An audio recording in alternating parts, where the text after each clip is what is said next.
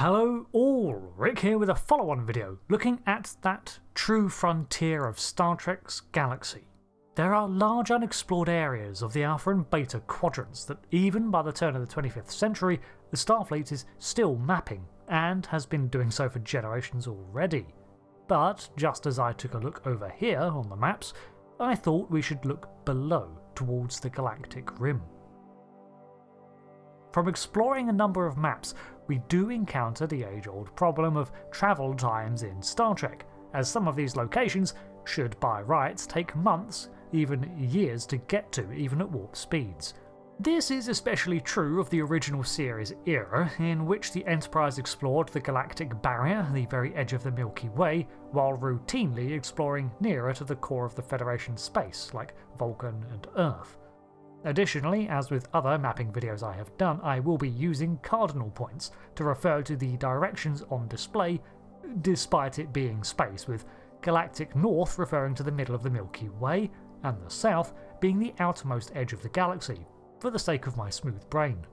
So, heading away from the galactic centre takes you into the unexplored reaches of deep space, eventually culminating in the edge of the galaxy, which is host to the turbulent galactic barrier. This area has been visited several times in Star Trek, with the original series visits proving to be somewhat problematic unless they flew up from the galactic plane to reach it, but even then it's a years-long expedition to reach without 32nd century warp technology. So, when it comes to expeditions to such extreme distances, I'm going to be vague too. Which is another point, bear in mind this is a simplified 2D map of a 3D space.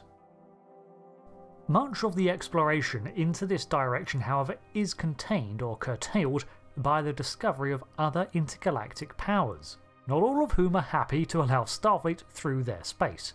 These territories act as a corridor, albeit a wide one. Notably, the Klingon border extends south in quite some distance, but that has its limits, with the Klingon Empire preferring to expand eastward into apparently unclaimed space. The Talarian Republic was a comparatively small power when compared to the Federation, Klingons, or even Cardassian Union, but they nevertheless held sway over several other systems, including the Grazerite people. However, as the Federation has always been neutral to the Grazerite and not quite so amiable with the Talarian, it seems that the Talarian rule did not extend to those within its territory, at least in terms of diplomatic endeavours. The xenophobic tendencies of the Talarians, however, did bring them into conflict with the Federation in the mid-24th century, with a number of border skirmishes that threatened to escalate into war. Recently embroiled in the Cardassian border wars, Starfleet was unwilling to engage another foreign power, but fortunately was able to settle the hostilities with peace agreements. While never truly a threat to Starfleet, likewise they were not to be underestimated, and the Federation would rather not create another enemy while they're trying to explore. South of the Klingon Empire, bordering both that and the expanding Federation space, was the Gorn hegemony. The Gorn would go on to be a recurring menace to Starfleet for quite some time, before they managed to make peace and establish treaties with them. The reptilian species seems to strike out at random, hitting Federation colonies in space that they previously had never visited or laid claim to, and Starfleet interpreted these actions as unprovoked raids. However, there may have in fact been method to their targets, as the Gorn seems to be following certain paths. In time, their territory receded and Starfleet operated around them, allowing for easier access to unexplored areas. While this never fully halted expeditions past the Gorn into unexplored space, the proximity of the Delta Triangle and a desert of stars narrowed their options and shaped exploration of the mid-23rd century. On the opposite side, the Tholian Assembly occupies a large area with their claimed territory, bringing them eventually up against explored UFP space. The Tholians, like many other large powers the Federation deals with, seem to heavily object to Starfleet ships in or near their borders. While historically the Tholians have never escalated to warfare against the UFP, they have attempted to capture vessels and will attempt to drive off settlers on worlds that they consider too close, usually without diplomatic attempts first. Because of this, Starfleet generally gives them a wide berth, and unless something else is mentioned in newer lore, they may still make the Federation wary. So that covers it for the antagonistic powers that are nearby to the southern UFP space. Let's look into the Federation's presence in this area next. Many of the early explorations actually were outwards in this direction, with the NX-01 beginning its voyages heading towards Kronos before backtracking and beginning exploration proper heading south. Many of these initial discoveries would go on to be in core Federation territory as it expanded, and are pretty thoroughly charted, and they really never travel further than the edge of Klingon space, which for this video I'm not going to count. We're going further. The original series, however, sees the Enterprise NCC-1701 dart all over the place, and does have it delve occasionally into the deep space beyond safe waters. However, even in this era, the Federation did have a presence here, with recently established colony worlds, such as Marcus III, with a population of 71,000, or Beta 6, which was around 900 light-years away. This makes Beta 6 one of the furthest destinations visited, and on the other side of a star desert. This is an expanse of unusually sparse stars and systems, so it makes sense for the UFP to want to create an outpost on the other side of one in order to allow for resupply and to facilitate further travel. However, 900 light-years is still of a hell of a distance, and so too was the planet of Gothos, created by Trelane. Gothos, however, was artificial in nature and created by the powerful Trelane in 2267, potentially also able to be relocated at whim. The Ceti Alpha system also exists in this direction, a rather out-of-the-way system on the frontiers, albeit not the furthest established colony. Although not a Federation world, it nonetheless is an important location as the relocated home of the Botany Bay augments. It must have been rather close to the border of the Alpha and Beta quadrants, as the Mutara Nebula was also nearby. A little closer to home, the planet Kate exists out in this direction too, homeworld of the Katians, as well as Pacifica, a popular destination for Federation shore leave and holiday, despite its remote position. The Federation recently set up a colony on Stranad, and the planet Rubicon appeared in the episode Justice. One location that I'm unsure about is the Sigma Tama system, home to the Children of Tama or Tamarians.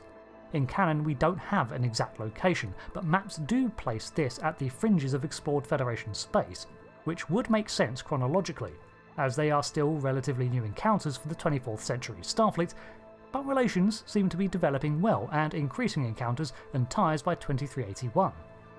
The location of Picard and Dathon at El Adrel was partway between the unclaimed UFP space and the borders of Tamarian territory.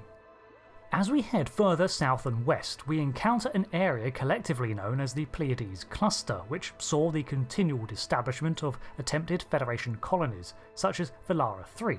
While some sites developed into established worlds, Velara 3 was found to be home to silicon life and terraforming initiatives were abandoned. Further beyond this still, we have the Taurus Reach, where Federation, Klingon Empire and Tholian assemblies all have vested interests in colonisation and expansion.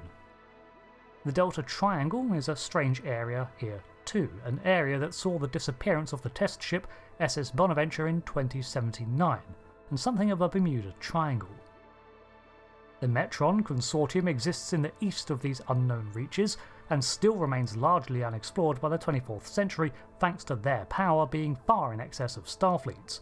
However, it certainly was not unexplored, as beyond this were the planetoids of Gamma Canaris' system, one of which was home to the Companion and the rejuvenated Zephyrum Cochrane.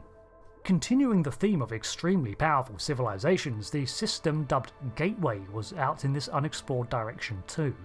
The name was given by Starfleet to the home planet of the Guardian of Forever, but other names included the Rock of Ages, the Forever World, or simply the Time Planet. One power that no longer exists was the Tacon Empire, which originally claimed massive parts of the Milky Way, 600,000 years ago. Their claimed worlds included almost all of the Federation's explored space, and apparently expanded well into the areas currently being explored in the year 2402. It's probable, therefore, that as explorations continue, Starfleet will unearth more relics of this long-extinct empire of endless flame.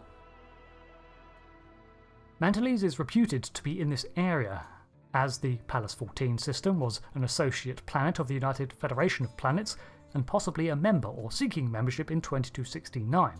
However, a different source places it in a far more convenient location, but I thought I'd include it here as it was threatened by a cosmic cloud creature.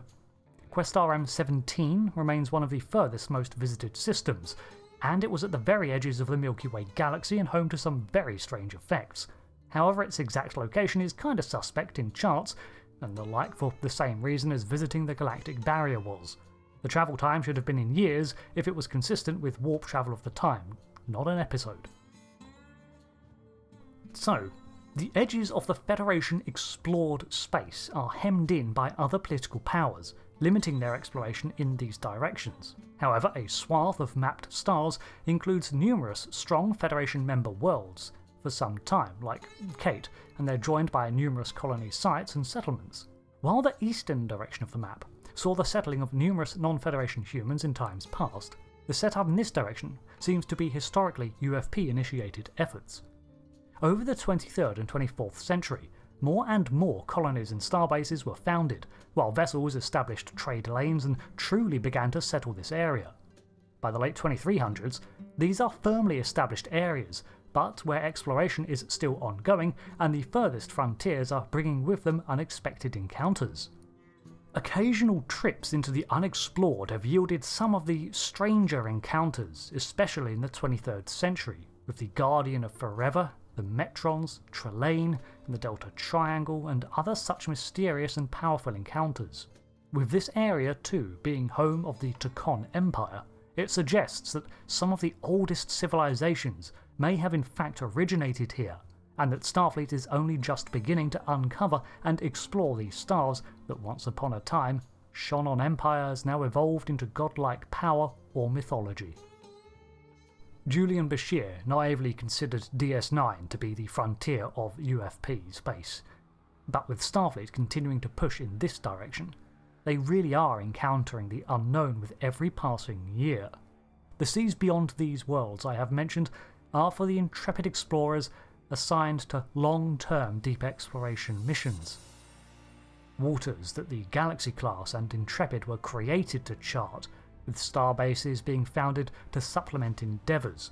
All the while, the Federation's contact teams and diplomatic corps are eagerly introducing themselves to the encountered. Occasionally it's something like the Tholians, or a cosmic cloud that eats planets. But sometimes it's the Tamarians, and the only way to know for sure is to boldly go. So, I hope I could shed some light on these far reaches of the Star Trek galaxy. If you haven't already, you can see a similar video I did covering another expanding area of Federation space beyond the Romulan and Klingon Empire in the Beta Quadrant. And I intend to do at least one more heading towards the Galactic Centre. Until the next one, thanks for watching. I've been Rick. Thanks again and goodbye.